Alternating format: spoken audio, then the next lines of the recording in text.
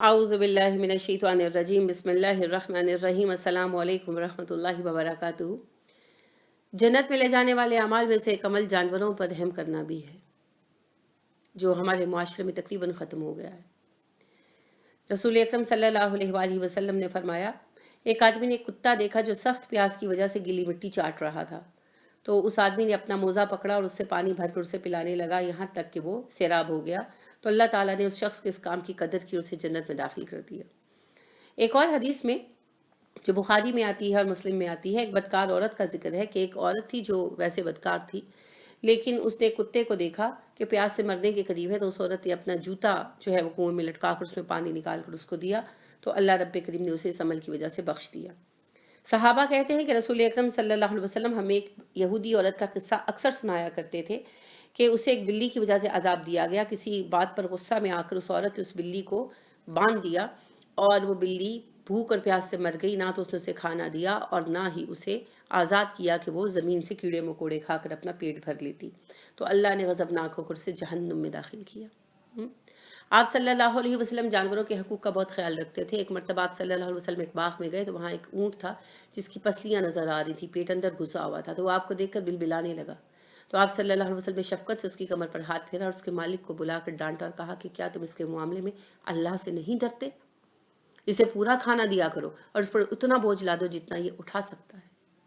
اسی طرح ایک مرتبہ آپ صلی اللہ علیہ وسلم صحابہ کے ہمراہ سفر میں تھے، تو ایک چڑیا جو تھی یا فاختہ تھی، وہ سر پر بار بار چکرانے لگی اور بولنے لگی، چوں چوں، یعنی اپنی آواز نکالنے لگی۔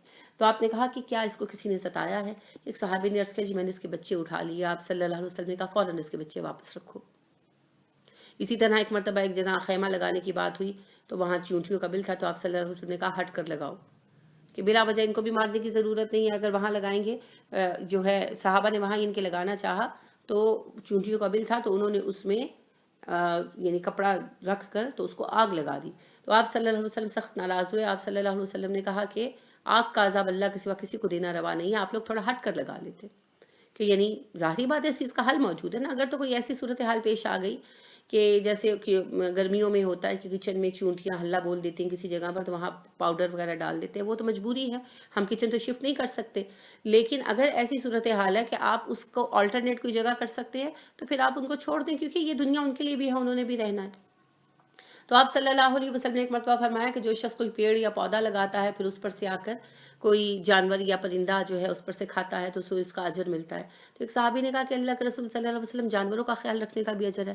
آپ نے فرمایا ہاں، ہر ذی روح کی خدمت کا اجر ہے، ہر ذی روح کی، تو اس میں پودے بھی آ جاتے ہیں، پودوں کو پانی وغیرہ دینے کا بھی اجر ہے۔ آپ پودا لگاتے ہیں تو پودا جو آکسیجن دیتا ہے اور کاربن ڈائی آکسائڈ جو ایبزارب کرتا ہے، یہ بھی اجر ہے، صدقہ جاریہ ہے، تو لہٰذا پودے لگائیں۔ پھر اس پر آ کر بیٹھ کر کھانے والے پرندے، اس کی یعنی شاخوں میں گھر بنانے والے پرندے، اس کے زیر سایہ آ کر بیٹھنے والے جانور اور مسافر، سبھی صدقہ جاریہ ہے۔ تو جانوروں کے حقوق ہیں۔ رسول اللہ صلی اللہ علیہ وسلم نے جانوروں کو ستانے سے منع کیا، بلا جواز جو ہے ان کا شکار کرنا بھی ہمیں روکا گیا، اور بغیر سبب کے کسی کو بھی تنگ کرنا جو ہے پسندیدہ نہیں ہے۔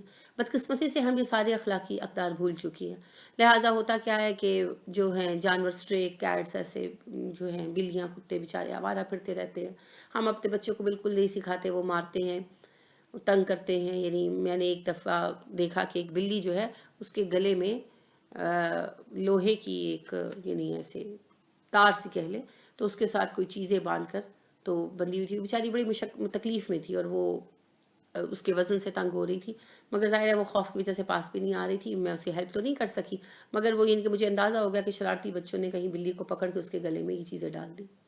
اسی طرح سے آپ دیکھیں کہ بچے مارتے ہیں، پتھر وغیرہ زخمی کر دیتے ہیں، ہم اپنے بچوں کو نہیں روکتے۔ اسی طرح پرندوں کے انڈے چوری کر لیتے ہیں، توڑ دیتے ہیں، ان کے بچے نکال لیتے ہیں اور ہم منع نہیں کرتے، ہم کہتے ہیں وہ خود انہوں نے شرارت کی۔ یہ شرارت نہیں ہے، یہ پرندوں کو، بچوں کو، پرندوں کے بچوں کو، جانوروں کو تعذیب دینا ہے، عذاب دینا ہے، اور اللہ اس پر ناراض ہوتے ہیں۔ تو وہ تو ناسمجھ بچے ہیں، ان کو تو گناہ نہیں ہوگا، اصل میں گناہ ہمیں ہوگا کہ ہم نے انہیں سکھایا کیوں نہیں۔ دیکھیے دنیا ان کی بھی ہے، حق ان کا بھی ہے۔ تو آپ چھوٹے چھوٹے عملوں سے نیکیاں کما سکتے ہیں، یعنی جیسے آپ کھانے کے بعد ہڈیاں وغیرہ اپنے گھر کے باہر کوئی ایک پرانا برتن رکھ دیں، کوئی چیز رکھ دیں، تو اس میں ہڈیاں وغیرہ ڈال دیں، اس میں کھانا کھائیں۔